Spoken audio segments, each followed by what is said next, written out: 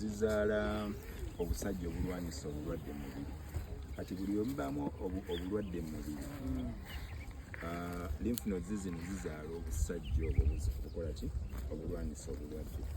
Kati bw'olaba nga butandise okuzimba bwe buti, nga butandise okuvayo bwe buti, ng'osobola obulaba nga n'ekisolo kitambula, kitegeeza nti kati buli overwhelmed, butuuse ku ssanga kati bukozesebwa nnyo okuzaala obusajja obulwanyisa obulwadde. Okimanyi nti oli nabumulagana ng'ate tulina buti yali tategeera kikyakola nabumulaga nimugala lwaki ezimbye buno nagamba ate wali buzibu. Kano bw'okalaba nga kazimbye kakwatako bwoti n'omanya nti erina obulwadde bwekola ki obuli active bweri mu kulwanyisa.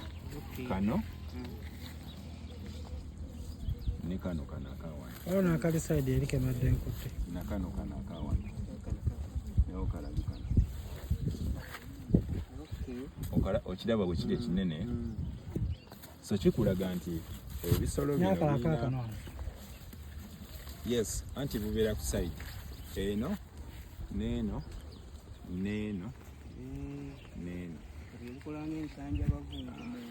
Kati gweoba oli mulwadde oba nga olina ekizibu kyonna mu mubiri, ensanjabavu zikola ki? Zizimba.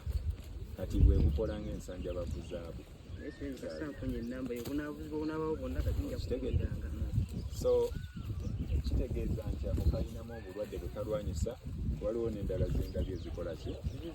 Zibulina, naye ate endala sitiro ziraba nga tezirina mbeera yonna. So ezo ze indicators, so gita tugenda gijjako omusaayi. Ezo ze indicators ezimu ku bikulaga nti n'ekisolo kirina obulwadde nga tekinnaba kugwa. Kale kandeete obuntu bw'omu